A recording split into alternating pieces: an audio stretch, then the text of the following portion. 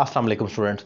आज मैं एक इम्पॉर्टेंट टॉपिक डिफ़ाइन कर रहा हूँ। वो एक फ़र्क है दो अल्फाज में, आपको जानना उसके लिए वो इम्पॉर्टेंट है जानना, और वो है थैंक्स और थैंक यू में। हम थैंक्स भी कहते हैं और थैंक यू भी कहते हैं, और हमें लगता है दोनों का मतलब शुक्रिया।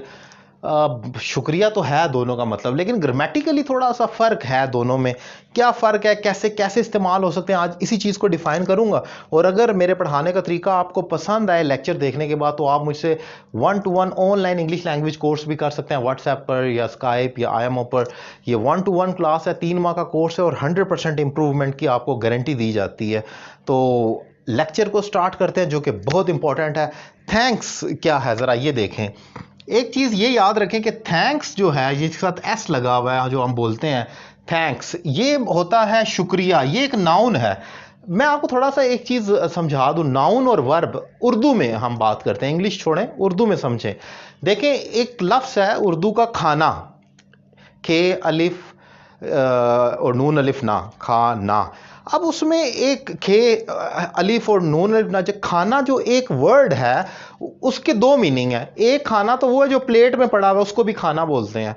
और एक खाना मुंह में उसको नवालों को डालना और उस एक्शन को परफॉर्म करना, उसे भी खाना कहते हैं। जैसे सेब खाना।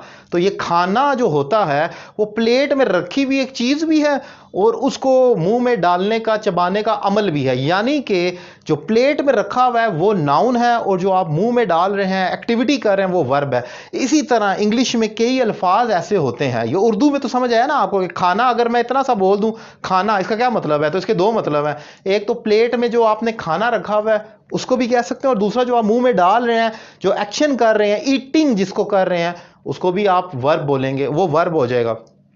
ऐसे ही इंग्लिश में भी अल्फाज होते हैं जो वर्ब भी होते हैं और नाउन भी होते हैं। जैसे कि एक एग्जांपल देता हूं, लव। लव एक नाउन है। Thanks for your love. अब यहां पर जो लव आया, ये एक चीज है। प्यार, प्यार एक चीज है। मैं उसका प्यार कभी नहीं भुला सकता। I can't forget her love for me. उसका प्यार, ये यहां पर एक चीज है। लेकिन I loved her so much, मैंने उसे बहुत ज्यादा प्यार किया, यहां पर ये एक्शन है, प्यार करना। जो आप इमोशनली अटैच होकर जो एक्ट करते हैं, वो आपका वर्ब है। और जो चीज है जो कि आपका अब्स्ट्रैक्ट नाउन के तौर पर है, वो आपका नाउन है। Same is the case here. यहां पर भी यही चक्कर है हमारे पास के हमारे पास थैंक्स जो है, जो थैंक है एक लफ्ज, वो वर्ब भी है और नाउन भी है। यहां पर अगर आप गौर करें तो थैंक्स एक नाउन है, जिसका मतलब है शुक्रिया। जैसे कि मैंने एग्जांपल लिखी है, थैंक्स फॉर योर सपोर्ट, आपकी हिमायत के लिए शुक्रिया।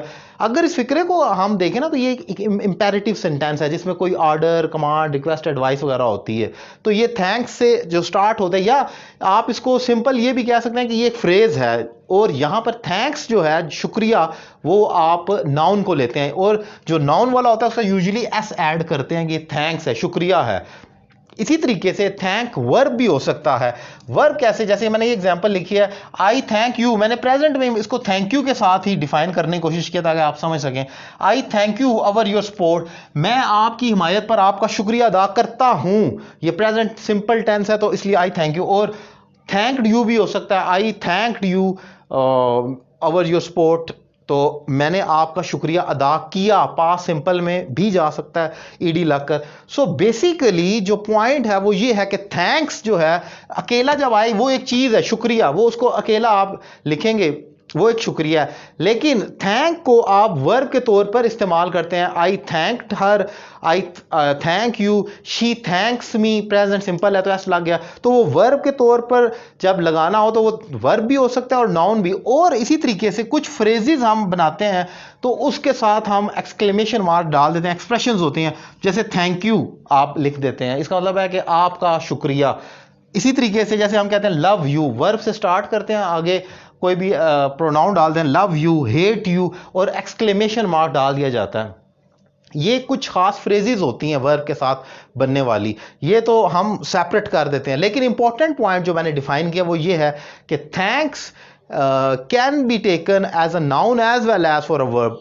बोथ एक्शन वो परफॉर्म करता है, और जब नाउन करता है तो ऑब्वियसली नाउन की तरह वो एक चीज़ है, शुक्रिया एक चीज़, और थैंक यू आपका मतलब मैं जब शुक्रिया का एक्शन परफॉर्म करता हूं कि मैं I thank sir, they thanked me, उन्होंने मेरा शुक्रिया अदा किया, तो वो वर्ब हो जाएगा। और थैंक यू जो सेपरेटली लिखते हैं वो एक आप फ्रेज के तौर पर लिखते हैं कि आपका शुक्रिया, और वो हम जैसे कि लव यू, हेट यू लिखते हैं तो वो हो सकता है। लेकिन अकेला ये लफ्ज़ क्या है मैंने डिफाइन किया, थैंक, असल चीज़ वो है कि वो क्या है। उम्मीद करता हूं कि लेक्चर आपको समझ आया होगा, इंपॉर्टेंट है। इस तरह के कंफ्यूज करने वाले अल्फाज हम सारा दिन बोलते और लिखते हैं जो समझने में परेशानी होती है।